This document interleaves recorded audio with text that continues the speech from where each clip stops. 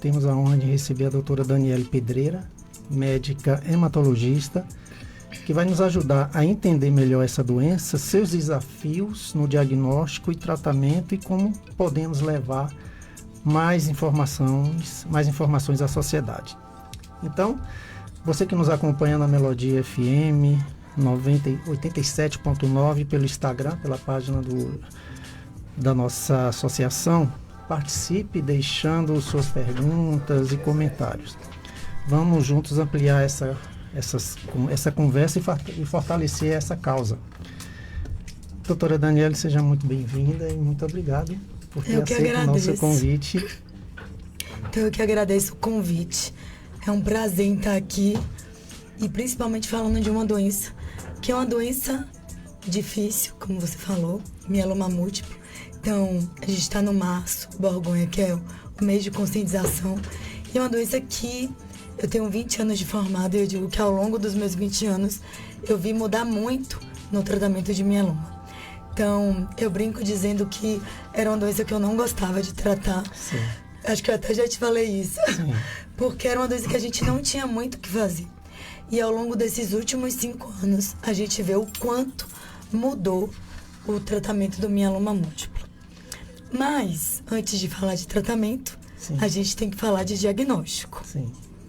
Então, o que é que a gente tem de maior dificuldade na questão do diagnóstico do mieloma múltiplo? Então, o mieloma, ele é uma doença de células plasmáticas, então é uma célula na medula óssea, que normalmente a gente já tem. Então, a gente tem em média de 5% dessa célula, só que quando a gente tem uma alteração, então uma alteração clonal desse plasmócito, ele aumenta a quantidade dele e virando a doença que é o mieloma múltiplo.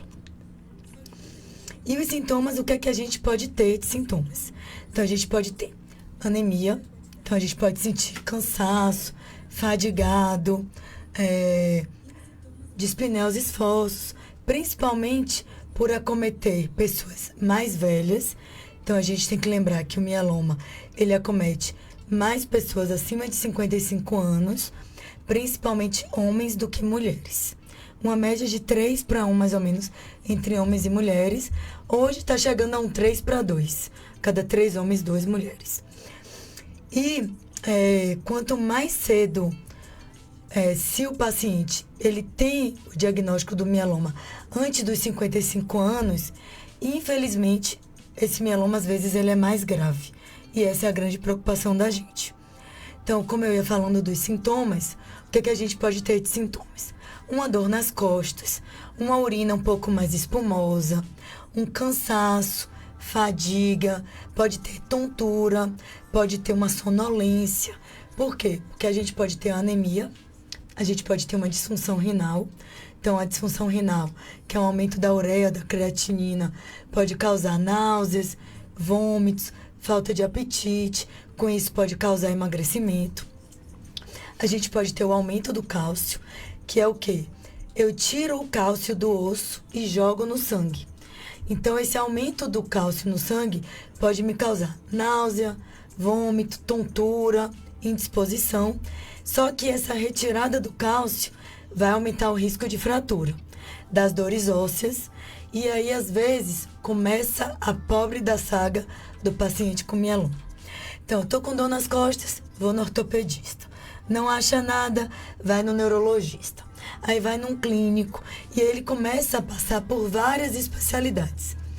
Como, graças a você também, a gente está conseguindo difundir mais a questão da informação. Hoje, às vezes, o próprio paciente já diz, não precisa de uma eletroforese? Legal isso, viu? Então, isso é bem importante. Que bom. Então, para a gente ver, e eu saí de uma palestra agora, o quanto às vezes uma informação eu levo para alguém que vai falar para um amigo do meu vizinho e dizer, será que você não pode ter isso? E às vezes isso acende o botãozinho lá do médico e dizer, não, realmente pode ser. Eu ia fazer uma pergunta, né? Era até mais tarde, mas já que a senhora falou sobre isso. A senhora não está notando que está tendo um aumento dos casos de mieloma, mas talvez por o paciente estar investigando mais, por um médico estar investigando mais. Então, como eu ia dizendo, essa semana eu acho que todos os meus primeiras consultas foram mieloma. Então, era uma doença muito mais rara, Sim. que hoje a gente tem um diagnóstico muito mais importante, então que vem tendo uma repercussão realmente maior. Tanto por questão do diagnóstico, então, o fato de eu pegar um idoso com uma anemia e pensar em pedir uma eletroforese, eu vou ter um diagnóstico, que pode ser um mieloma no estadiamento clínico mais inicial ou até mesmo um mieloma borderline. Mas também, infelizmente, o número de casos de câncer vem aumentando exponencialmente. Isso não só em mieloma múltiplo, mas o número de câncer de mama, de câncer de próstata, câncer de intestino. Por quê? Possivelmente por conta da questão genética Sim. e da questão ambiental. Então, a gente tem que lembrar que hoje, a má qualidade de vida que a gente vive, a má alimentação que a gente come, isso também contribui muito para um aumento do risco de câncer. O estresse, ansiedade. E se a gente for ver, mieloma, ela era uma doença muito mais prevalente em homens, como eu falei, e também a gente não sabe por quê, mas pacientes lavradores, pacientes do campo também, eles também tinham uma prevalência maior. Talvez isso por uso de agrotóxicos, fertilizantes, que também aumentavam esse risco. Eu queria fazer uma pergunta, era a primeira pergunta, mas depois a gente vai tomando. tomando. Não, mas é assim mesmo, né? Sabe que eu me empolgo, falo demais. Eu queria que a senhora apresentasse para o pessoal, só na nossa no Instagram aqui, doutora, já tem 740 pessoas no Instagram. Quem é a doutora Daniele? Pronto, então, essa seria a primeira, né? Mas eu já mas me não, é empolguei. assim, mas é assim. Então, assim, Sim. Meu nome é Daniele, sou Daniele Pedreira, eu sou de Salvador, então eu fiz faculdade baiana, Escola Baiana de Medicina, formei em 2004 e ingressei na residência no Hospital São Rafael, onde eu fiz residência de clínica médica e residência de hematologia e hemoterapia. Na verdade, eu queria cardiologia, mas eu me encantei com o mundo da hematologia. E por que eu me encantei com o mundo da hematologia? Porque, para mim, cardiologia, até então, eu achava que era muito protocolo, onde a gente via um infarto, onde a gente via uma hipertensão. E hematologia, não, a gente vê um conjunto. Então, nenhuma doença é igual a outra. Sim. Quando, às vezes, o paciente fala, você trata mieloma? Eu não trato mieloma. Eu trato pacientes com mieloma. Os pacientes, eles são diferentes, eles vão ter particularidades diferentes, assim como outras especialidades, claro. Mas a gente tem que lembrar que as doenças hematológicas, elas têm todo um contexto social, tem um contexto físico e mental. Então, o nome leucemia pesa, o nome mieloma pesa. Então, já vem do nome das doenças. Sim. O nome oncologia, então, eu trabalho hoje no ICOM, que é o Instituto de Oncologia, né, de Medicina Especializada, Instituto Conquistense Medicina Especializada. Há mais ou menos 14 anos que eu vim para Conquista. Vim por conta de uma amiga que eu tratei a mãe dela. E aí eu terminei vindo parar em Conquista, que sou muito feliz por isso. Bebeu água daqui já era, né? Na verdade, meus pais moraram aqui antes de eu nascer. Então, eu fui feita em Conquista. Foi, né? Só fui nascer em Salvador. Então, por isso que eu voltei. Ah. E aí, hoje eu trabalho tanto no ICOM, na parte do convênio e na parte do NACOM do SUS. Sim. E também faço a parte de gestão. Eu sou diretora médica do ICOM. E atendo na Gestare, mas o meu foco na Gestare são para gestantes ou mulheres com alterações hematológicas relacionadas à parte feminina e à parte de infertilidade. Pois não. Lembrando que o médico que me acompanha é o Dr. Leonardo Cunha, e a doutora Daniele faz parte da equipe dele. Então, direto ou indiretamente, ela também é a minha médica, né, doutora? Isso mesmo. Na verdade, a gente discute os casos. É.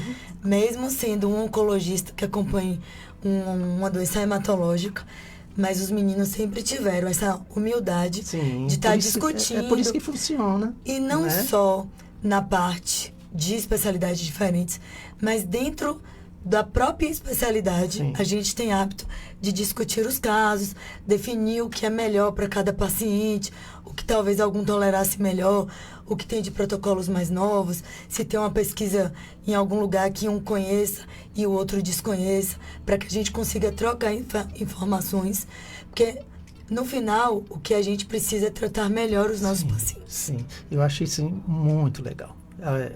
A simplicidade e a humildade, né, de reconhecer, falar, não, eu vou pedir uma ajuda, uma orientação, né, muito legal. E assim, duas isso. cabeças pensam melhor do que uma, e né? três, né? É você, doutor Leonardo e doutor Luiz, né? Fora que ainda tem toda a outra equipe, e que a gente discute os casos.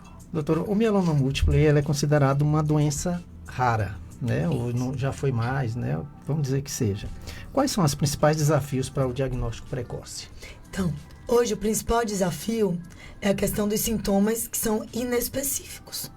Se a gente for pensar que uma fadiga, uma indisposição, uma dor na coluna, isso pode ser por conta da minha carga de trabalho, eu não faço o diagnóstico. Então, se você não sabe o que procura, você não reconhece o que acha. Então, a primeira coisa que a gente tem que pensar é em mieloma. Se eu não penso, eu não faço diagnóstico. Então, seja um clínico, seja um endocrinologista, um cardiologista, que perceba uma anemia ou uma disfunção renal, um aumento de cálcio em um paciente que, mesmo tendo queixas vagas, queixas inespecíficas, solicite uma eletroforese, a gente consegue talvez ter mais diagnóstico e diagnósticos precoces. Alguns dos sintomas são dor em coluna, fratura espontânea. Então, fratura no idoso.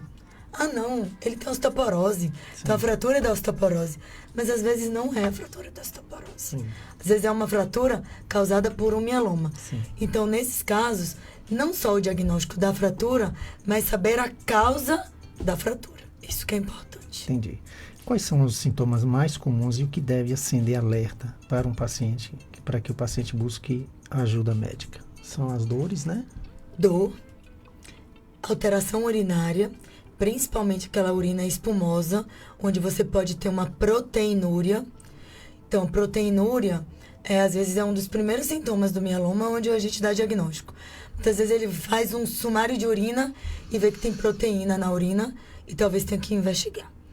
Aí a gente vem a questão da fadiga, do cansaço, das dores crônicas, da anemia, porque aí vai vir os sintomas da anemia. Muitas vezes enjoo, sim, falta de apetite. Então, eu sempre penso assim, ó, em doença hematológica, como tem os sintomas são vagos, que podem estar em outras patologias, se você não está bem, se persiste e tem alguma coisa de diferente, tem que procurar um médico. Não dá pra gente ficar só atribuindo que é estresse, que é a correria, que é o dia a dia. Porque às vezes quando a gente faz o diagnóstico, já é um estadiamento 2, já é um 3, que eu podia ter diagnosticado como 1 e saber que eu teria uma chance de, não de cura, mas de uma remissão ou de um tempo de sobrevida livre maior. Entendi. Como é que funciona o tratamento do mieloma múltiplo atualmente, doutora? Existem novas terapias em desenvolvimento? A senhora teve agora lá em Foz do Iguaçu, não foi? Isso. Na verdade, assim, eu digo que das doenças que a gente trata, mieloma foi a que mais teve avanços no tratamento. Então, eu venho de uma época que a gente falava que tinha um VAD, que era uma quimioterapia, sim, bem inespecífica, e tinha o melphalan-prednisone. Só existiam essas duas coisas. Aí, logo depois veio o Cyborg, que é junto com o Velcade. Então, se a gente for ver, a gente foi avançando nas terapias. Então, hoje a gente tem classes terapêuticas. A gente tem a ciclofosfamida, a gente tem o corticoide, a gente tem os imunomoduladores, dentre eles a talidomida, lenalidomida, pomalidomida. Aí a gente tem os inibidores de proteasoma, que a gente tem o Velcade, que é o bortezomib, a gente tem o Kyprolis, o carfizomib, a gente tem os anticorpos monoclonais, então a gente tem o daratumumab, isatuximab, e hoje a gente também tem os biespecíficos, talquetamab, teclistamab, e a gente tem os CAR-T-cells. Sim. Então, a gente tem uma gama então a gente tem um percurso longo que a gente pode caminhar. Porém, o que a gente vem, sim, o que vem se falando muito nos congressos, principalmente nos específicos para mieloma, é que quando a gente pode começar e que a gente tem acesso ao tratamento com terapia quádrupla, a gente vai ter uma resposta no tratamento bem profunda, com isso, podendo, quem sabe, alcançar uma cura, que é uma remissão. Quando a gente fala cura, é que pode ser que a gente esteja caminhando para a cura do mieloma, porque tem pacientes que já têm uma sobrevida livre de progressão muito grande e com doença residual mínima negativa ou uma resposta muito profunda, e que a gente sabe que a recidiva da doença não vai acontecer. E é isso que a gente vem buscando com os tratamentos. Então, como é que seria a terapia quádrupla? Eu teria que ter as 4 classes de drogas já em primeira linha. Então, eu teria um anticorpo monoclonal, eu teria o inibidor de proteasoma, o corticoide e eu teria o imunomodulador. Então, são as 4 principais classes. Uma outra coisa, como é que a senhora trata com as limitações? Como é que a senhora resolve a situação de um paciente com todas as limitações, uma vez que não está disponível tudo isso aí para aquele paciente, principalmente do SUS? Nem para SUS, nem para convênio. Né? Infelizmente, alguns planos de saúde também, a gente sabe que hoje, com o rol da ANS, a gente consegue, mas assim, são medicamentos muito custosos. Sim. Então, a gente também tem que pensar isso, que a gente fala que é na saúde financeira mesmo. Sim. Claro que a gente teria, ou a gente tentaria oferecer o que é de melhor para todos. Mas, infelizmente, nem alguns planos de saúde, nem o SUS vai conseguir, até mesmo pela quantidade de pacientes doentes que a gente vem tratando hoje em dia. Hoje, o SUS, pelo menos a gente já consegue fazer o inibidor de proteasoma, a gente tem a talidomida e a gente tem o corticoide que a gente consegue fazer. Tem também a ciclofosfamida, ou para pacientes não elegíveis ao transplante, tem o melphalan e tem a prednisona. O que a gente tenta é fazer transplante em primeira linha para pacientes elegíveis ao transplante, e aquele paciente que pode ter uma recidiva, que já tenha sido exposto a 2 linhas de tratamento, a tendência é a gente judicializar algumas das drogas. A gente oferece. Claro que, até mesmo para um juiz conseguir dar um veredito da necessidade da droga, a gente tem que explicar para ele que a gente usou o que há de disponível e que a gente não tem mais disponível. Ou, alguns casos mais graves, pacientes muito jovens, pacientes com alterações genéticas que precisem, a gente elabora um relatório com essas informações, solicitando uma avaliação judicial. Pois não. Além do tratamento médico, quais outros cuidados podem ajudar o paciente a ter mais qualidade de vida? Pronto. Existe um nutricionista, fisioterapeuta, psicólogo. Então, se a gente, um assistente social, até mesmo para saber os direitos que cada paciente oncológico tenha.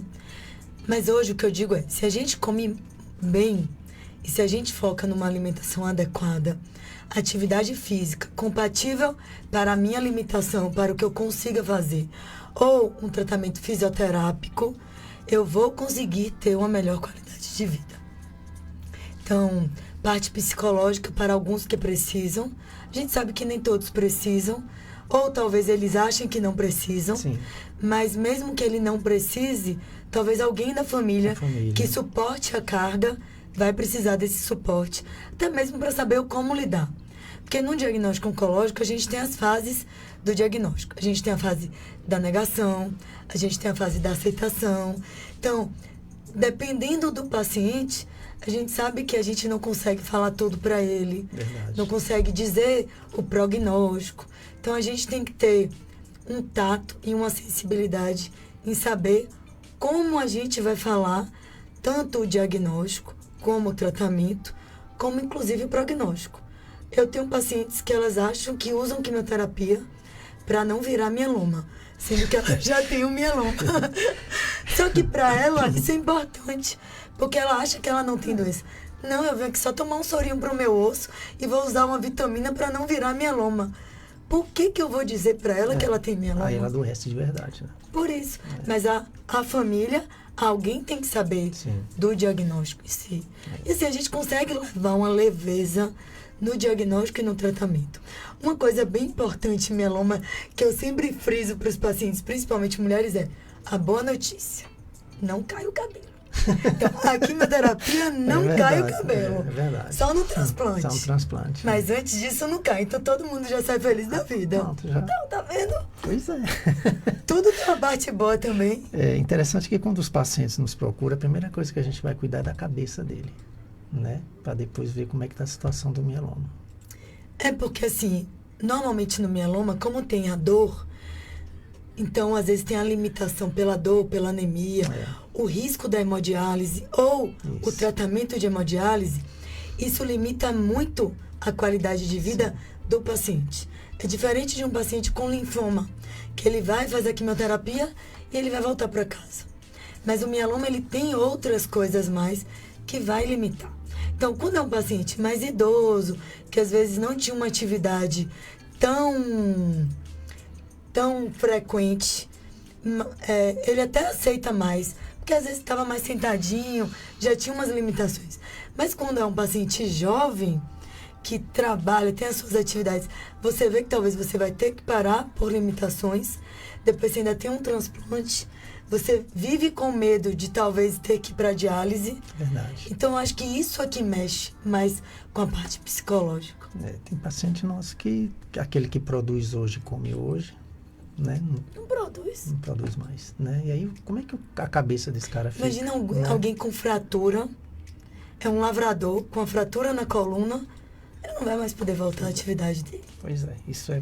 E aí vem toda a parte psicológica, talvez não seja a doença em si, o tratamento. Mas como eu vou prover, como eu vou ganhar ou prover minha família, alguns questão de INSS, com dificuldade. Então, isso é o que pesa mais. Às vezes, na questão psicológica, está muito mais atrelada essa questão, às vezes, financeira e da limitação, do que com o tratamento em si, eu percebo. Ontem mesmo eu estava com uma paciente, né, conversando com ela está com medo de ir para o transplante, porque ela sabe que depois do transplante você fica mais ou menos um ano parado ali, né, até recuperar e tal. E ela falou que ela não tem emprego, ela tem a empresazinha dela, e ela falou, vou comer o quê? Né? Então ali você já complica o tratamento dela no psicológico, né? E eu tenho alguns pacientes que não fizeram transplante em primeira linha por questão social. Social, eu digo já. O próprio, porque quando a gente fala em transplante, então eu só vou voltar um pouquinho para quem está assistindo, o transplante de medula ele pode ser o autólogo ou o alogênico. Quando a gente fala o transplante do mieloma já em primeira linha, que é o primeiro transplante, a intenção é que seja um autólogo, que é do próprio paciente. Sim. Só que isso vai gerar um tempo, ele tem que ir, eu vou para Salvador fazer, porque é onde a gente encaminha primeiro. Então, eu vou para Salvador, eu tenho algumas consultas com toda a parte multidisciplinar, dentária, porque o dentista, que é uma coisa de se lembrar em mieloma, que eu me recordei, é a questão do uso do ácido zoledrônico, ou do denosumab, ou do palmidronato, com a questão de osteonecrose de mandíbula. Então, a gente tem que ter todo cuidado, porque não pode fazer extrações dentárias em uso da medicação, para que não tenha nenhum efeito adverso na parte de dentição. Então, ele vai ter que ir algumas vezes para Salvador, ele vai ter que se ausentar tanto da sua família quanto do seu trabalho, e vai ficar, tipo, 1 mês ou até 2 meses recluso, 1 mês mais ou menos dentro de um hospital, 15 dias para pegar a medula, e depois ainda tem que ter o apoio ali da equipe que transplantou. Se não tiver intercorrência, às vezes consegue voltar para a unidade de origem com os 30 dias. E se tiver intercorrência, você vai ficar mais tempo no lugar. Aí tem que ter o apoio de assistente social, tem que ter o apoio do município num paciente de SUS, mesmo um paciente de convênio que tenha recursos, mas tem que ter um custo de um aluguel de um apartamento ou uma parte, tem que ter alguém para ficar com a pessoa. Então, isso tudo gera custo. Sim. Como é que é o procedimento, doutor? Falando sobre isso, um paciente que é enviado para Salvador, como é que é feito isso? Pronto. Na verdade, o que a gente faz? A gente faz um relatório para a equipe de Salvador do Estou Transplante. falando porque tem gente que, né, às vezes quer saber, está recém-diagnosticado, quer saber como é que normalmente procede. a gente faz um relatório e a equipe lá do Hospital das Clínicas, digo para paciente SUS, Sim. ele encaminha com a data de marcação da consulta. Aí ele vai, geralmente a gente faz aqueles formulários de TFD, já que a gente não tem transplante em Conquista, e aí o município é que tem que arcar com isso. Sim. Então ele vai para Salvador, faz a consulta, volta para a unidade, para casa, ou seja, para a clínica para dar continuidade. Só que ele tem todo um processo em Salvador. Então são várias consultas que se vai. Então tem psicólogo, dentista, assistente social, enfermagem. Às vezes isso não consegue coincidir no mesmo dia. E aí às vezes ele vai 2, 3 vezes no mês. São várias vezes. E aí tem que ter assistente social, você tem que ter um local para ficar no pós-transplante, tem que gravar um vídeo da casa, com quem vai ficar, tem que mostrar como é a casa que reside, para saber se tem a infraestrutura adequada para ser recebido quando retornar do transplante. Porque a imunidade vai estar muito baixa. Sim.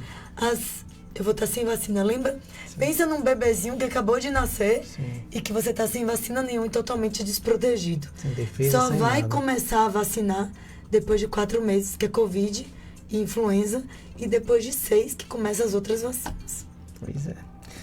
O que falta para que mais pessoas tenham acesso ao diagnóstico e tratamento adequado no Brasil?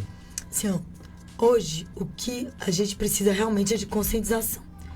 A gente sabe que hoje está tendo muitas escolas de medicina, universidades, vários médicos se formando. Só que a gente tem que lembrar que a gente tem que ter médicos comprometidos. Então, não dá pra gente atender um paciente e querer só ver a partezinha que eu fui lá para procurar o médico. Claro que a gente sabe das especialidades, mas a gente pelo menos tem que saber reconhecer se eu tenho anemia, se eu tenho uma disfunção renal, se eu tive uma fratura, se eu tenho um aumento de cálcio, se eu tenho uma inversão da albumina com a globulina. Eu saber que eu preciso encaminhar esse paciente, caso eu não me sinta apto a investigar. Porque não é, sim, realmente é do especialista. Então, a primeira coisa parte para a conscientização dos médicos que estão se formando. Para mim, essa é a parte mais importante. Até porque hoje a gente não vê, se não tem grades curriculares em todas as faculdades, uma disciplina de hematologia. Hoje, como dependendo do tipo de faculdade, você vai ver casos, problemas, onde você vai discutir determinadas patologias e você vai destrinchar aquela patologia. A segunda coisa é que a gente precisa de exames diagnósticos, seja por convênio ou pelo SUS, para que a gente consiga ter acesso a esses exames. Quais são esses exames principais? Eletroforese de proteína, imunofixação ou imunoeletroforese, o free light, que é o de cadeias leves, porque a gente tem que lembrar que tem um mieloma que às vezes a gente não consegue diagnosticar na eletroforese. A gente só consegue diagnosticar pelo free light. E um outro exame diagnóstico é o mielograma. Porque não adianta só eu ter os exames laboratoriais ou o exame de urina, que pode ter eletroforese urinária, e eu não ter o mielograma ou uma biópsia de medula para fazer um diagnóstico para quantificação de plasmócitos, que isso é bem importante. Para quem está assistindo, o paciente pode ter o mieloma, mas ele faz o eletroforese e talvez pode vir não normal, né? Normal. Então, por isso que tem que fazer free light, a imunofixação e o mielograma, né? Lembrar, às vezes, que eu posso tem alguns casos chamados mieloma não secretor, que ele não consegue aumentar a imunoglobulina. Sim. A imunoglobulina, inclusive, é muito baixa, que são as hipogamaglobulinemias. Então, é tudo bem baixinha. E muitas vezes são aqueles pacientes que têm uma proteinúria importante e que quando a gente vai ver, às vezes é um free light que é positivo. A eletroforese deu uma gamapatia bem pequenininho ou até veio negativo. A imunofixação às vezes deu positivo. Então é um IgA lambda, um IgA kappa. Agora também tem os outros exames, que são os exames genéticos, que são para configurar o prognóstico daquele paciente. E não esquecendo que existem os exames de imagem. Então, nos exames de imagem, a gente pode fazer o raio-x de esqueleto, que a gente define se tem algumas lesões líticas, que isso, inclusive, é para quantificar também o estadiamento clínico do paciente prognóstico. Hoje tem o PET scan, Sim. que é um PET scan para mieloma múltiplo. E a gente também tem as ressonâncias. Porque tem alguns pacientes que, quando a gente fala em mieloma, a gente fala em mieloma de doença sistêmica.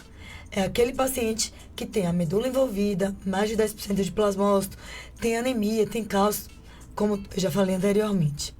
Porém, tem alguns pacientes que podem ter algumas massas, que são um tumor chamado de plasmocitomas. Então, eu posso ter uma dor na coluna, faço uma ressonância e eu estou lá, um plasmocitoma isolado. Então, vai ser retirado ou biopsiado, pode ser feito radioterapia no local. Então, lembrar que o tratamento também pode necessitar de radioterapia, principalmente para quadros de dor ou de compressão. E ele, quando vai para o mielograma, para os outros exames sistêmicos, ele não tem doença sistêmica. Ele tinha somente o plasmocitoma isolado. Mas ele pode evoluir com mieloma múltiplo ao longo da vida. Então, tem que se manter o acompanhamento. Entendi. Muito complexo, né, doutora? Muito complexo. É muito complexo. Eu fico besta, assim, como é um jogo de xadrez para o médico hematologista tratar, né? Porque você reúne 50 pacientes, cada um é diferente do outro, né? Totalmente. Se eu for os últimos 2 dias, os pacientes de mieloma que eu atendi, todos foram diferentes um do outro. Uma com proteinúria, uma com a fratura espontânea, que quando chegou, fratura espontânea, não, é porque ela fraturou e deu uma alteração, a médica pediu para eu ver. Aí eu já, na minha cabeça, já começo a raciocinar que deve ser mieloma. Aí a gente tem aquela que fez uma disfunção renal, abriu um quadro com disfunção renal e quando vai investigar era um mieloma e que talvez não precisasse dialisar. Tem aquelas vezes que era uma plaquetopenia e que quando a gente vai fazer um diagnóstico, resolver pedir um mielograma, tem lá plasmócito, fez uma eletroforese positiva. Tem vários. Complexo demais. Como é que a sociedade pode contribuir para dar mais visibilidade ao mieloma múltiplo? Eu acho que a principal coisa é a informação. Então, hoje, eu acho que tem uma coisa que vem ajudando muito, é principalmente, eu brinco que os famosos também ficam doentes. Sim. Então, o fato de se ter alguém em mídia, talvez alguém inalcançável para nós, também ter tido uma doença, isso ajuda muito, tanto para os governantes, porque algumas drogas são incluídas via Conitec, mas até mesmo para os relatórios, a gente sabe que se algumas pessoas de alto escalão utilizaram determinada droga e ficaram bem, talvez isso contribua como um peso maior de uma liberação para uma medicação ser incorporada. Eu digo isso por causa de Dilma. O rituximab só entrou no SUS depois que Dilma teve linfoma. Antes disso não entrou. E já existia rituximab. E outra coisa que eu acho é o fato de se falar dos sintomas, assim como o que você faz, seja com outdoor, que você está de parabéns, como sempre. Eu te parabenizo para isso. Obrigado. De você conseguir levar informação adequada para que alcance o máximo de pessoas possíveis, isso faz diferença. Então, é um panfletinho, é incluir disciplinas ou as doenças, até mesmo nas faculdades, para que também se tenha conhecimento. Às vezes é a pessoa, e eu digo assim, pro doente em si. Hoje, câncer é a doença do século. E a gente sabe que a cada dia que passa vem aumentando mais o índice. Então, às vezes, a gente, com diagnóstico, tem vergonha de falar para o outro que a gente não tenha vergonha. Porque talvez o meu vizinho, o pai teve, ou alguém mais próximo da gente teve. Não que a gente queira ou se sentir doente, ou se sentir vitimizado, mas talvez saberem, pô, você tá tão bem. Isso. Você tem doença? Não acredito que você tá com essa doença. Então, eu acho que isso incentiva até aquele outro que também tem aquele diagnóstico, dizer, poxa, Joelísio teve mieloma, mas Joelísio faz tudo e faz a diferença na vida de tantas outras pessoas. Então, talvez se você tivesse ficado dentro do seu casulo, lá dentro de casa, outras pessoas não tivessem diagnóstico. E eu acho que eu estaria pior. Eu acho também. Entendeu? Eu acho que a gente pensa mais na doença. Eu acho que quando a gente não tem tempo de pensar na doença, a gente não pensa nela. A gente não tem que ser negligente com a doença. Mas eu acho que a gente tem que lembrar que eu posso ter uma doença, mas eu não preciso ser doente. Sim, verdade. E eu acho que isso é a grande diferença. Pois é, eu sempre falo, a doutora Gabriela Chateaubriand teve aqui, ela falando que o paciente toma 10 comprimidos do coração. E toma numa boa, toma um do câncer e fica indagando se vai, será que vai fazer bem, né? Então, a gente ainda tem que quebrar, desmistificar essa ideia de que câncer é fim, né, doutora? De que é sentença, né? Você pode viver muito bem, eu estou vivendo muito bem com mieloma. Se a gente fosse ver antes nos prognósticos de mieloma, tipo, nos primeiros estudos, lá atrás, os pacientes, eles tinham um estadiamento clínico 3, eles iam ter uma sobrevida de 24 meses, 36 meses. Isso antes, quando a gente não tinha as novas terapias, a gente não tinha os antibióticos mais adequados. Então, assim, a gente conhecia a doença, mas não tão profundamente. Hoje a gente já sabe que tem os receptores específicos e é isso que se está a cada dia que passa desenvolvendo mais tratamentos. Então, se a gente for pensar nisso, eu tenho um paciente que transplantou há 13 anos atrás. E vive bem. Melhor do que eu. Eu tô pior do que ele. Vive muito bem. E aí, quando eu lembro que eu já tô há algum tempo aqui, alguns pacientes meus que já vêm de tratamento, eu brinco que eles me viram casar, me viram ter filhos. Eu vi uma neta nascer, hoje me dizem, pô, já vai fazer 14 anos. Eu vi neto entrando em faculdade, vi neto formando, vi filho casando. Então, assim, quando a gente vai ver o quanto de sobrevida, Sim, com qualidade de vida, as pessoas estão tendo. Porque eu acho que isso é muito importante. É sobrevida com qualidade de vida. pois é, nós estamos aqui no Instagram, se quiser, você que está participando, faça pergunta para a doutora Daniela, viu? Fique muito à vontade, nós estamos com 750 pessoas aqui na sala. E é importante esse trabalho de divulgação do mieloma, que é uma doença ainda, por mais que a gente divulga, fala, mas ainda precisa ter um conhecimento maior. Porque os sintomas, como ela tinha dito, são muito parecidos com doenças comuns e isso dificulta muito o diagnóstico. Ô doutor, o que o Março Borgonha representa para os pacientes, médicos e familiares que lidam com essa doença? O Março Borgonha é um mês de conscientização. Assim como a gente está tendo outros meses, não só para falar da doença, mas principalmente conscientizar que existe a doença e a doença existe para o tratamento. Então, é o que você falou, não é uma sentença. Não é porque eu tenho um diagnóstico que eu não vou tratar. Então, esse mês veio para chamar a atenção da população de que a doença existe e de que hoje pode ser o meu vizinho, amanhã pode ser algum parente muito mais próximo meu ou até mesmo a própria pessoa. Então, eu acho que a gente precisa se conscientizar não só do mieloma múltiplo, como também das outras neoplasias. E a gente tem que tentar buscar medidas preventivas.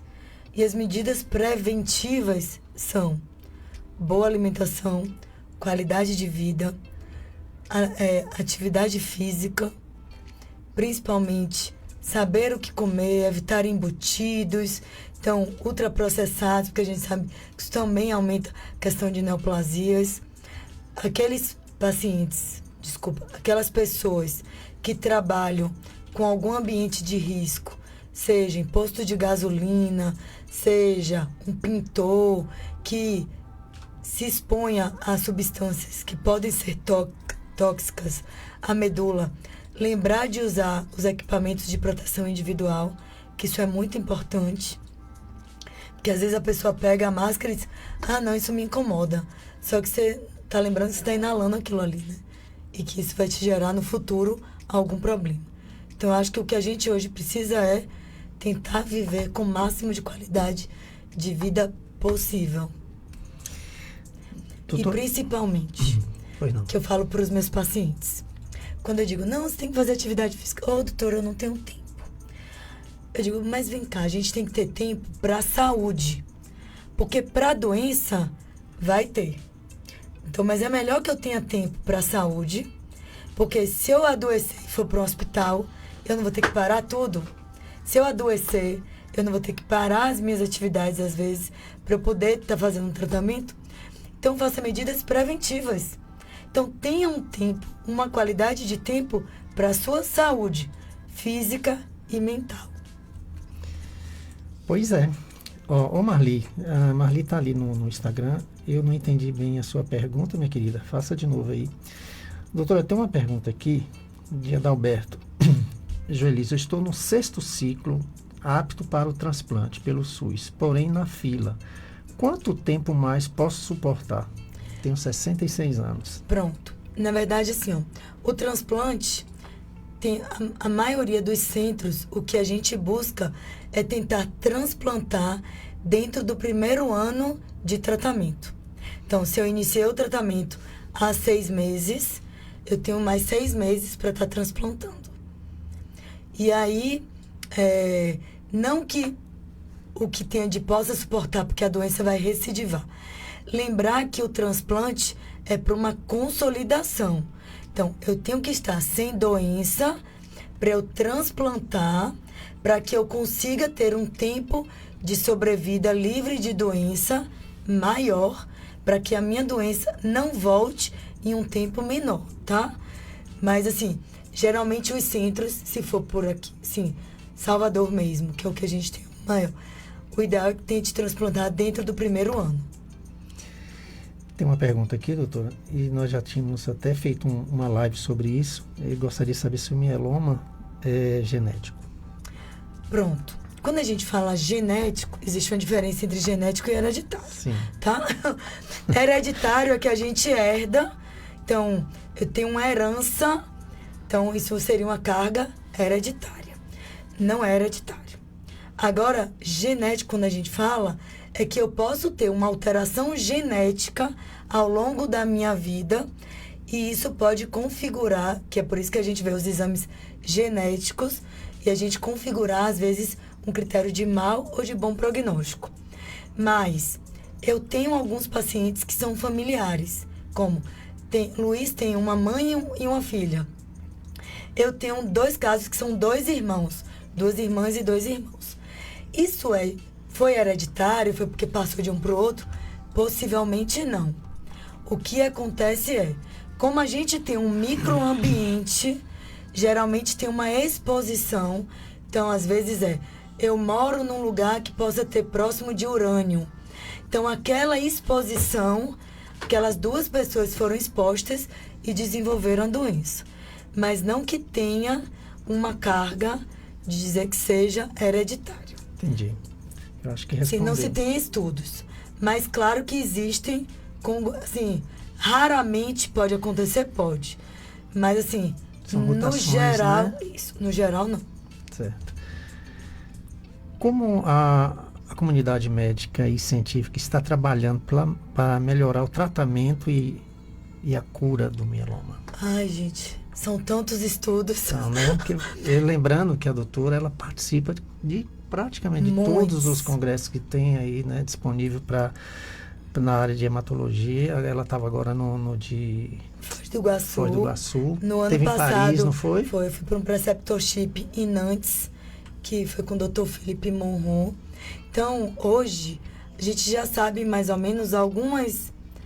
Assim, a característica do mieloma já é conhecida. O que se estuda muito é essa questão do receptor, para que a gente consiga ter drogas mais específicas, E hoje pegou o que eu comentei anteriormente. A gente já tinha as classes de drogas, só que a gente está tentando associar essas classes de drogas para que a gente consiga ter uma resposta mais profunda. O São Rafael e o Santa Isabel, eles são hospitais que têm protocolos de pesquisa aqui na Bahia. Geralmente, assim, o São Rafael, ele tem um centro de mieloma múltiplo, que quem é o coordenador é o Dr. Edvan Cruzoe. Sim. Então, lá ele tem, assim, eu acho que atualmente deve ter uns 6 estudos abertos para mieloma. Infelizmente, alguns problemas para os estudos é porque tem alguns critérios de inclusão. E, às vezes, alguns critérios de inclusão uso de lenalidomida, uso de daratumumab ou de um anticorpo monoclonal, e que no SUS a gente não tem acesso a isso em primeira e segunda linha. Então, às vezes, a gente não consegue incluir esses pacientes nesses estudos. Mas a gente tem os bispecíficos, como eu falei, e agora o que se estuda muito é tentar as associações. Então, um carticel com bispecífico, para se ver o quanto você consegue ampliar mais. Então, o que é a chave da questão eu preciso aprofundar a resposta. Então, é como se eu tivesse que combater a doença com todas as armas que eu tenho logo de cara, para que eu consiga matar tudo. E não sobrar ninguém. Então, assim, nada para contar história. Para contar história. É assim que a gente tenta falar. Que legal. Então, o vulgo seria esse. Eu pego um exército, tento matar todo mundo e não sobra ninguém. Nenhuma alma viva ali, para que aí a gente consiga chegar na cura. Ai, que maravilha, viu? Você gostou, né? Adorei. Acho que não foi só eu não, viu? Acho que o pessoal aqui deve ter amado essa comparação sua. Que ideia. Porque hoje é isso. O que a gente hoje, a tendência, a gente sabe que tem o BCMA, que é um dos que também já vem estudos por conta do carticel também, né? Quando a gente vê, eles estão tentando hoje associar, então pegar o CAR-T, já tentar colocar um anticorpo junto. Então, para que você consiga ir no máximo de receptores da doença possíveis para que consiga destruí-lo. Que bom. Só me dá uma licencinha só para dar um recadinho aqui. Hoje nós tivemos um evento, né, uma ação do Dia Internacional da Mulher lá no Hospital Amaral Carvalho, lá de Jaú, onde é o hospital nosso principal parceiro.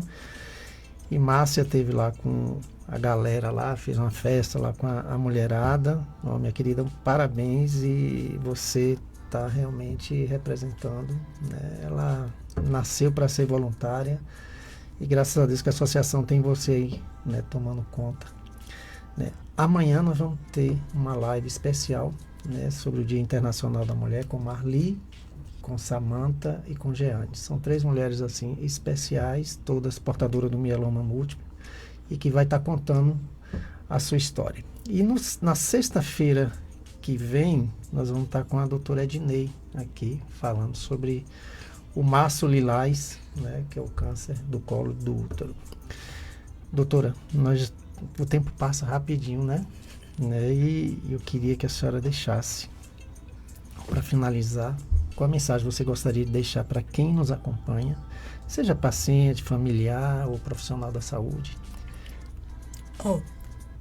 O diagnóstico precoce, como a gente sempre fala, ele salva vidas. Quando a gente fala que salva vidas, ele salva são muitas vidas, não só a do próprio paciente, como também dos familiares. O diagnóstico de mieloma, ele não é uma sentença. Ele, como eu falei, ele é um diagnóstico.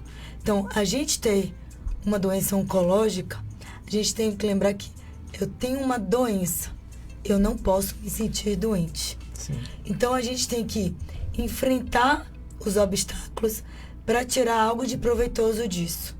Então, eu sempre falo, tem alguma coisa, quando digo assim, eu creio em Deus, não sei a crença dos outros, mas quando a gente é acometido por algo, seja uma doença, seja uma fatalidade, a gente tem que lembrar de que sempre a gente tem que tirar algo daquela situação. Então, como é que eu estava vivendo quando eu tive aquele diagnóstico? o que aconteceu para que eu tenha que repensar a minha vida, os meus objetivos. E assim, gente, continuar tendo objetivos. Então, isso é um tempo. É um tempo que, assim, eu não digo que é fácil, porque não é fácil. Não. Não é. É doloroso, é custoso, psicologicamente, fisicamente, financeiramente.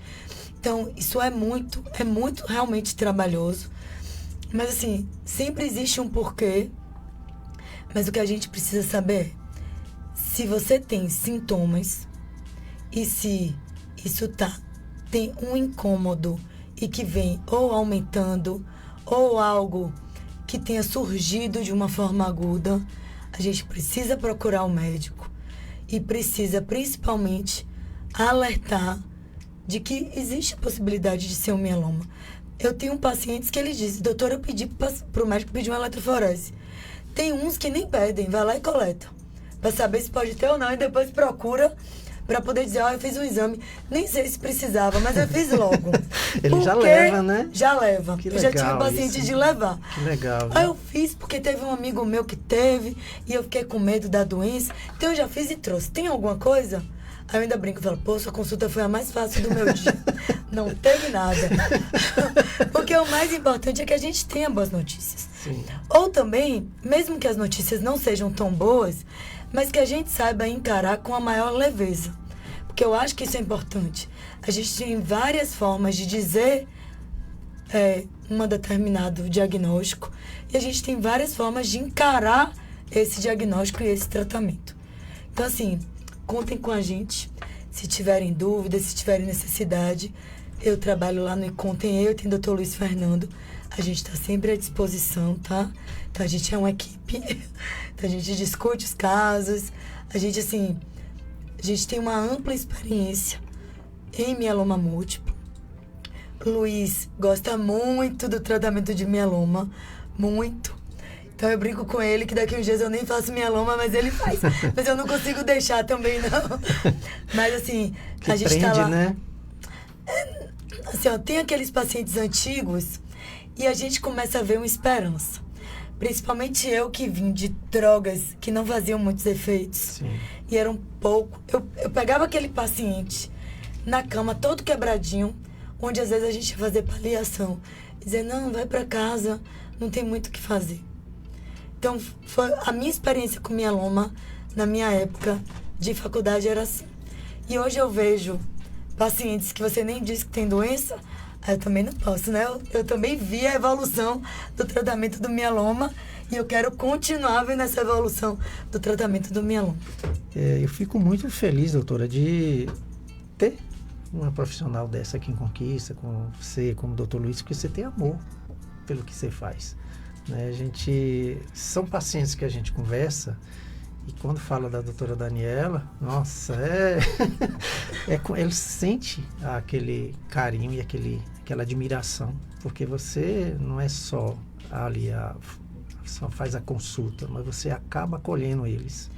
Né? E é importante isso. É o que eu acho que é o mais importante. O paciente chega ali muito frágil. Né, com a cabeça ali, sem o que vai acontecer comigo. Então, a primeira coisa que ele vai deparar é com o médico. E ele deposita muita confiança no médico. Né? Então, esse papel de acolher, de dar esperança, né? de tratar ele com amor, faz toda a diferença no tratamento dele. Eu acho que é principalmente essa questão do acolhimento. Eu acho que a gente tem que... Primeiro, eu faço o que eu gosto. E a gente tem que pensar em também se colocar no lugar do outro. Que isso é bem importante. Então, quando a gente pensa que talvez ali pudesse ser o meu avô, minha avó ou a minha mãe, eu acho que isso é o que faz. Sim, eu acho que é a sensibilidade que a gente precisa ter hoje em dia e não ver a doença. Sim. Por isso que eu fiz uma live uma vez com uma jornalista do Rio e eu comentei isso com ela até, dizendo que a gente não vê, a gente tem que pensar em tratar o paciente. Não é rotular que é do mieloma. Não. Não. É fulaninho de tal que é isso. Então, assim, são as histórias, são as brincadeiras. Então, eu acho que isso deixa a gente mais próximo. que é alguém que a gente vai conviver durante muito tempo. Então, que bom que eles falam bem de mim. Mas falam sim. Muito obrigado, viu? Obrigada. Agradeço mesmo, de Obrigada coração. a você pelo convite. Agradeço muito por ter vindo. Tem todo o meu respeito, minha admiração, viu? A gente está junto aqui, né? Fazendo as campanhazinhas. De vez em quando eu dou uma roubada. Bora ali, Pode vamos me convidar fazer. sempre. E Deus continue te abençoando, viu? Amém. Tá bom? Obrigada a todos, viu? Pessoal, até a semana que vem, se Deus quiser. Muito obrigado aí pela audiência. Um grande abraço, viu?